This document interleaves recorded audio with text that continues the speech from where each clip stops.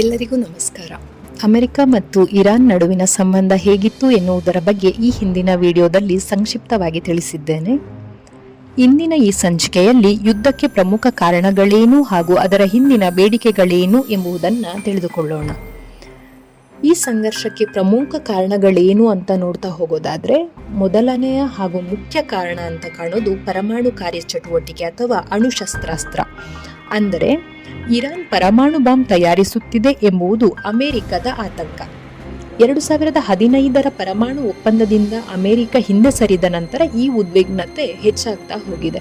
ಹಾಗಿದ್ರೆ ಏನದು 2015ರ ಇರಾನ್ ಪರಮಾಣು ಒಪ್ಪಂದ ಅಂತ ನೋಡೋದಾದ್ರೆ, ಇದನ್ನ joint comprehensive plan of action ಅಂತ ಕೂಡ ಕರೀತಾರೆ. ಇದರ ಉದ್ದೇಶ ಏನು ಅಂತಂದ್ರೆ, ಇರಾನ್ನ ಪರಮಾಣು ಕಾರ್ಯಚಟುವಟಿಕೆಯನ್ನು ಮಿತಿಗೊಳಿಸುವುದು ಹಾಗೂ ಆರ್ಥಿಕ ನಿರ್ಬಂಧಗಳನ್ನು ತೆಗೆದುಹಾಕುವುದಾಗಿತ್ತು. ಈ ಒಪ್ಪಂದ United States of America, United Kingdom, France, China, Russia ಮತ್ತು ಜರ್ಮನಿಯೊಂದಿಗೆ ಮಾಡಿಕೊಳ್ಳಲಾಗಿರುತ್ತೆ. ಈ ಒಪ್ಪಂದದ ಪ್ರಕಾರ ಇರಾನ್ ತನ್ನ ಯುರೇನಿಯಂ ಸಮೃದ್ಧಿಯನ್ನ ಕಡಿಮೆ ಮಾಡಲು ಹಾಗೂ ಅಂತಾರಾಷ್ಟ್ರೀಯ ತನಿಖೆಗೆ ಅವಕಾಶ ನೀಡಲು ಒಪ್ಪಿಕೊಂಡಿರುತ್ತೆ. ಆದರೆ ಈ ಒಪ್ಪಂದದ ಪ್ರಕಾರ ಇರಾನ್ನ ಪರಮಾಣು ಕಾರ್ಯಚಟುವಟಿಕೆಗಳನ್ನು ತಡೆಯಲು ವಿಫಲವಾಗ್ತಿದೆ ಅನ್ನುವಂಥದ್ದು ಅಮೆರಿಕದ ಅಭಿಪ್ರಾಯ ಆಗಿರುತ್ತೆ. ಹಾಗಾಗಿ ಅಮೆರಿಕ 2018ರಲ್ಲಿ ಈ ಒಪ್ಪಂದದಿಂದ ಹೊರಬರುತ್ತೆ. ಹೀಗೆ ಹೊರಬಂದ ನಂತರ ಇರಾನ್ನ ಮೇಲೆ ಅಮೆರಿಕವು ಕಠಿಣ ಆರ್ಥಿಕ ನಿರ್ಬಂಧಗಳನ್ನು ಪುನರ್ಸ್ಥಾಪಿಸುತ್ತೆ. ಇದು ಇರಾನ್ನ ತೈಲ ರಫ್ತು ಮತ್ತು ಬ್ಯಾಂಕಿಂಗ್ ವ್ಯವಸ್ಥೆಯನ್ನು ತೀವ್ರವಾಗಿ ಬಾಧಿಸೋಕೆ ಶುರು ಮಾಡುತ್ತೆ. ಇದರಿಂದಾಗಿ ಇರಾನ್ನಲ್ಲಿ ಭೀಕರ ಆರ್ಥಿಕ ಬಿಕ್ಕಟ್ಟು ಕೂಡ ಉಂಟಾಗುತ್ತೆ.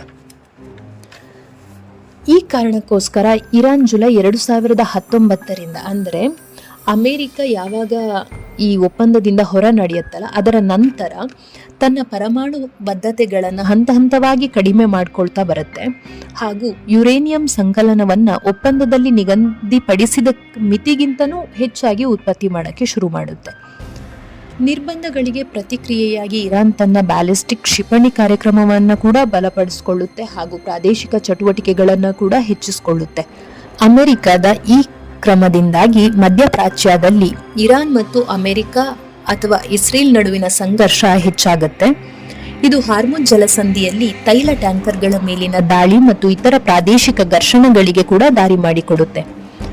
ಹಾರ್ಮುಜ್ ಜಲಸಂಧಿ ಅಥವಾ ಹಾರ್ಮುಜ್ ಸ್ಟ್ರೈಟ್ ಅಂದರೆ ಪರ್ಷಿಯನ್ ಗಲ್ಫ್ ಮತ್ತು ಗಲ್ಫ್ ಆಫ್ ಒಮನ್ ಅನ್ನು ಸಂಪರ್ಕಿಸುವಂತಹ ಅತ್ಯಂತ ಪ್ರಮುಖ ಸಮುದ್ರ ಮಾರ್ಗವಾಗಿದೆ. ಹಾರ್ಮುಜ್ ಜಲಸಂಧಿ ವಿಶ್ವದ ಅತ್ಯಂತ ಪ್ರಮುಖ ತೈಲ ಸಾಗಣೆ ಮಾರ್ಗಗಳಲ್ಲಿ ಒಂದಾಗಿದ್ದು, ಜಗತ್ತಿನ ಒಟ್ಟು ತೈಲ ಸಾಗಣೆಯ ಸುಮಾರು 20% ಭಾಗ ಇಲ್ಲಿ ಸಾಗುತ್ತದೆ. ಹಾಗಾಗಿ ಇದು ಈ ಯುದ್ಧದ ಕೇಂದ್ರ ಬಿಂದುವಾದಂತೆ ಕಾಣ್ತಾ ಇದೆ. ಈ ಎಲ್ಲ ಸಂಘರ್ಷಗಳ ಪರಿಹಾರಕ್ಕಾಗಿ ಅಣು ಒಪ್ಪಂದದ ಪುನರ್ರಚನೆಯ ಪ್ರಯತ್ನವನ್ನು ಕೂಡ ಮಾಡಲಾಗುತ್ತೆ. ಆದ್ರೆ ಅದು ಕೂಡ ಫಲಕಾರಿ ಆಗೋದಿಲ್ಲ. ಇದಿಷ್ಟು ಈವಾಗ ನಡೀತಿರುವಂತಹ ಯುದ್ಧದ ಹಿಂದಿನ ಕಾರಣ ಹಾಗೂ ಉದ್ದೇಶಗಳ ಬಗ್ಗೆ ಇರೋ ಮಾಹಿತಿ. ಮುಂದಿನ ಸಂಚಿಕೆಯಲ್ಲಿ ಈ ಯುದ್ಧದ ಪರಿಣಾಮಗಳೇನು ಅನ್ನೋದನ್ನು ತಿಳಿದುಕೊಳ್ಳೋಣ. ಅಲ್ಲಿಯವರೆಗೆ ಧನ್ಯವಾದಗಳು.